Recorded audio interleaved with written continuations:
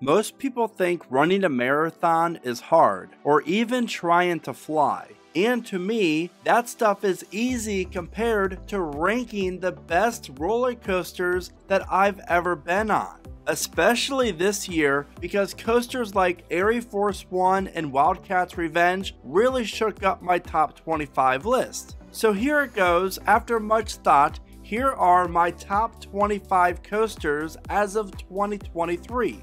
Number 25, Pantheon, Busch Gardens, Williamsburg. While this Intamin LSM multi-launch coaster dropped 5 positions from last year, I still really love it. I honestly need 2 things when it comes to Pantheon. Number 1, more rides on it. I have only ridden Pantheon twice. And number 2, a good night ride. Once I can get a dozen or so rides on Pantheon, including a night ride, I think it'll be higher on my list. Number 24, Mystic Timbers Kings Island, which actually gained a spot from last year. Kings Island does a phenomenal job maintaining their GCI. I was lucky enough to have ridden Mystic Timbers more times in 2023 than any other year combined, and I love everything about this coaster. And honestly, I might get some heat from this, but it's my favorite one at Kings Island. Now for the first shocker of my rankings. Number 23, Lightning Rod Dollywood, which dropped 11 spots. While I am excited for the new Lightning Rod to open up in 2024, I cannot help but be in disappointment with how far this coaster dropped for me in just 1 year. To give you an example, I had Lightning Rod at number 12 in my 2022 video, but after my rides on it in late September and October, this coaster really has lost a lot of its glory. And I really do hope that Dollywood does replace the rest of the topper track with a new iBox track before it reopens for the 2024 season. Number 22, Stormrunner Hershey Park, which dropped 1 position. This coaster is pedal to the metal from the launch until the final brake run. And while it is sad that Top Thrill 2 will not offer the Intamin hydraulic launch anymore, at least Stormrunner still offers one, and this coaster features a great layout. I cannot say enough good things about the snake dive element. Seriously, it's phenomenal in the front row and in the back row. And honestly, I think it's my favorite element on any coaster at Hershey. From my first ride on Stormrunner in 2005, it has always been in my top 25, and I predict that it's going to stay that way for next year's video as well. Number 21, Thunderhead Dollywood, which happens to be a new entry. I've been riding coasters for over 35 years now, and I cannot think of another coaster out there doing what Thunderhead has done this year. I've been riding this GCI twister since it first opened in 2004, and what Dollywood has done for this coaster in 2023 is just short of amazing. Thunderhead is running the best it ever has, and honestly has become my favorite coaster at Dollywood and my top GCI. Seriously, start packing your bags now and head to Dollywood because Thunderhead honestly is running phenomenal. Number 20, Phoenix at Knoebels, which sadly dropped 1 spot. And I get it, not everyone gets the hype around Phoenix, but here's the thing, this coaster is great anytime you ride it, especially in that magic seat, the 3rd row of the first car. But once the sun goes down, things start to get crazy because the airtime on Phoenix gets relentless, and I love everything about it. And if you haven't yet, then I highly recommend checking out Phoenix Fall Fun Fest because that's when Phoenix is running at its best. Number 19, Twisted Timbers King's Dominion, which dropped 5 spots from last year's list. I have not been on this RMC in over 2 years, which I definitely need to change in 2024. It's hard to find a better coaster that offers as good of a start of a coaster as Twisted Timbers does. The insane first drop, which is the barrel roll down drop, and then the overbank turn, followed by 3 insane ejector airtime hills. Overall, Twisted Timbers is right up there with the Intmidator 305 as the best coaster at KD. Number 18, Phantom's Revenge Kennywood, which I also had at number 18 in my 2022 list. And there is so much to love about this Morgan/Aero coaster and so little not to love. The first drop is great, but obviously Phantom's Revenge is all about that second 228 first drop into the ravine. Phantom's Revenge really does deliver in the airtime department, but the overall layout and the pace really makes Phantom's Revenge one of the best coasters in the entire world. And besides, Phantom's Revenge at night is on a whole entire different level. Number 17, Mako SeaWorld Orlando, which actually gained 7 spots this year. And in my opinion, this coaster keeps on getting better and better. That is why it is my favorite B&M hypercoaster that I've been on, and I've been on every single one here in America. From the visuals to the airtime hills, Mako really is a fantastic coaster that really does live up to the hype. Now, if only operations could improve on this fantastic coaster. Number 16, Wildcats Revenge, Hershey Park, which obviously was a new credit for all of us. And after my 15 rides on this brand new RMC, I really do love it. Though, it would be ranked a few spots higher if the transition into the final brake run was a little bit more comfortable. I really do love the stall, the wave turn, and then the 0G roll that's right over the lift hill. Wildcats Revenge is a top-notch coaster, and Hershey Park really is lucky to have it. And for number 15, we're staying at Hershey Park. That is because Sky Rush is my 15th favorite coaster that I've been on, and even with this intimate hyper dropping 5 spots, it's still one of my favorite coasters out there. Yes, I know the restraints aren't the best, but sitting on one of the outside seats in the very back row might just be the craziest coaster experience out there. If only Sky Rush was a little bit longer. Number 14, Magnum XL200 Cedar Point, which actually gained 3 spots this year. This is the OG, and some might be shocked about this placement, mostly because they probably complain about the return leg of Magnum. However, I embraced that portion of the coaster, and my thighs were built for it, and every hill delivers. Magnum is so great from the top of the 205 foot tall lift hill all the way through its 5,106 feet of track. There is a reason why Magnum is regarded still as one of the best. Number 13, Time Traveler Silver Dollar City, and this features no change. The world needs more coasters for mock rides. Time Traveler really did blow me away, especially when you're sitting in the last car and getting pulled over that drop out of the station.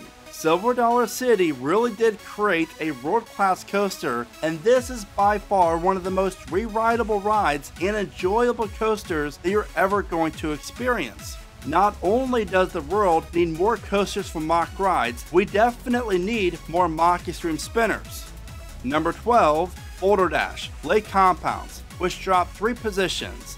Now here's a disclaimer, it has been over 5 years since I've ridden Boulder Dash, and I hear that the CCI Woody did not provide the best ride experience in 2023. But from previous rides, I really do love this coaster, especially at night. This layout is so wild how it travels on the side of a mountain. Boulder Dash is one of the best terrain coasters in the entire world, and it's amazing how this coaster does not let up throughout the 2 minutes and 30-second ride.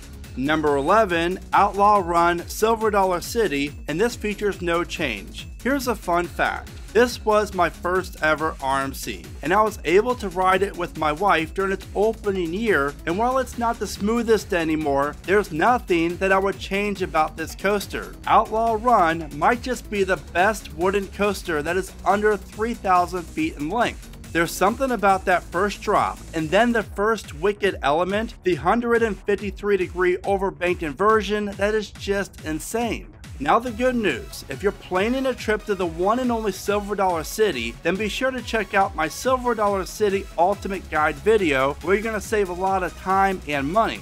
Number 10, Wonder Woman, Six Flags Fiesta Texas, and it went up 6 spots. After riding the world's first ever RMC Raptor 11 times in 30 minutes, during Fiesta's Roller Coaster Rodeo coaster event, this ride has skyrocketed up my rankings. I've always loved Wonder Woman, but this coaster provides you with the most insane 30 seconds of your life. Seriously, you have to get out the Fiesta for Roller Coaster Rodeo and find out for yourself just how amazing Wonder Woman really is. Number 9, the Voyage Holiday World, and it dropped 1 spot. Now I do have a little dirty secret to tell you. I have been riding the Voyage now since it first opened, and I still do not have a night ride on it.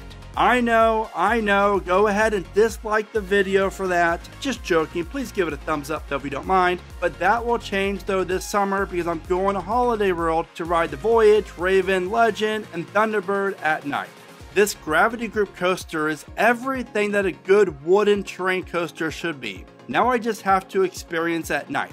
Number 8, Intmidator 305 King's Dominion, which actually dropped 1 spot. Not everyone can handle I-305, especially in the back row. While it is intense, the more I ride this intimate Giga, the more I love it. And that is why I do not see it outside my top 10 for a very long time.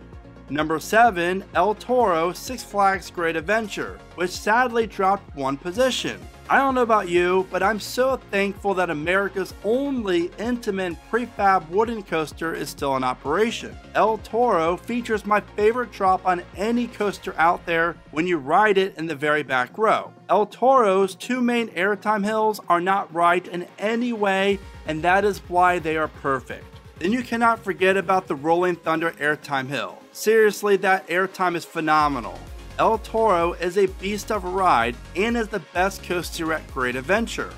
And now it's time for yet another shocker. Number 6, Steel Vengeance Cedar Point, which actually dropped 2 positions. Now this is where my top 25 looks a little bit different than most, but that's okay because Steel Vengeance is a fantastic coaster. Cedar Point really delivered us the best coaster from RMC in the world when they opened the 5,740 foot long Hyper Hybrid coaster in 2018. But in my opinion, there's still 5 coasters out there that are just a little bit better.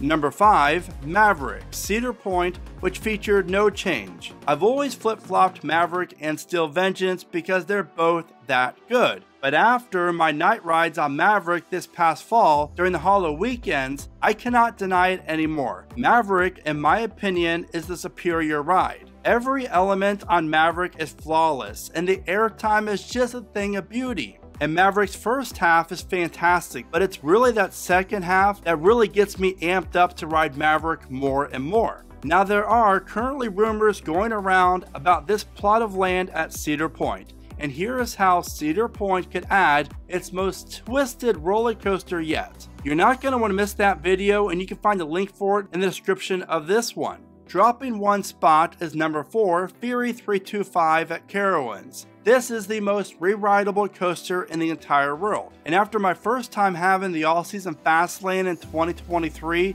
I have ridden Fury more times this year than I've had all the other years combined. Every row is great, and the more I ride Fury 325, the more I love it and appreciate row 2. There is a reason why Fury 325 is always ranked near the top of everyone's coaster's top 25s, and rightfully so. Now, let's just keep saying no to crack so we can enjoy the coaster all the time. And without shame, I present you my number 3 coaster, and that is ArieForce One, which is located at Fun Spots Atlanta. I was able to ride ArieForce One over 45 times during its opening weekend, and after ride number 20 or so, and after it really started to warm up, this coaster went from a mid-tier RMC in my opinion to one of the best. Yes, I know, the last 4 bunny hops are not for everyone, but for me, the more I ride it, the more I enjoy the wicked ending. And after riding Steel Vengeance again this October, I compared each element, and I think the stall on ArieForce One is better than any element on Vengeance, and the outward bank turn is better than the 2 as well. I also really love the double up into the arcade roll, which happens to be my second favorite coaster element of all time. If you're looking for the best rides on ArieForce One, I highly recommend going in the evening time and just marathoning it from like 6 p.m. until 10 p.m. because trust me, at night, this coaster gets even better. Number 2, Velocicoaster Islands of Adventure, featuring no change. Intamin really brought out all their best work with this multi-launch coaster, and Universal Orlando really delivered. While the first half of Velocicoaster is not the fastest or the most intense, the twisted aspect of this, mixed in with all the rock work and scenery, really delivers. Then, it's all about that second launch until the brake run. That is where Velocicoaster really shines. The 155-foot tall top hat is just plain fun, and then that stall. The stall is really good, but for me, the highlight of Velocicoaster is obviously the Mosasaurus roll, as it really does help set Velocicoaster apart from any other coaster out there. And finally, you made it to my number one coaster, and that's gonna be Scorpion at Busch Gardens, Tampa. Obviously, I'm kidding because it's Iron Gwazi, and hands down, this is the best coaster in the world. And for the first time in a very long time, I realized that after my very first ride on this RMC Hyper Hybrid coaster. Every element of Iron Gwazi is perfect, and while some would say it ends too soon, I would rather have a coaster that offers perfect elements than one that just keeps on repeating itself over and over again. I'm looking at you still, Vengeance. The barrel roll down drop is my favorite part of this ride, followed by the outward bank turn and then the wave turn. And my goal for 2024 is to increase my total Gwazi count from 8 rides to over 50. Now I'm curious to know, how many of these theme parks have you visited that offered one of the most confusing layouts? Be sure to check out that video. Also, what does your top 25 coaster rankings look like? Be sure to let me know in the comments, and as always, thank you so much for watching. Remember to smile today, think positive, and keep riding coasters.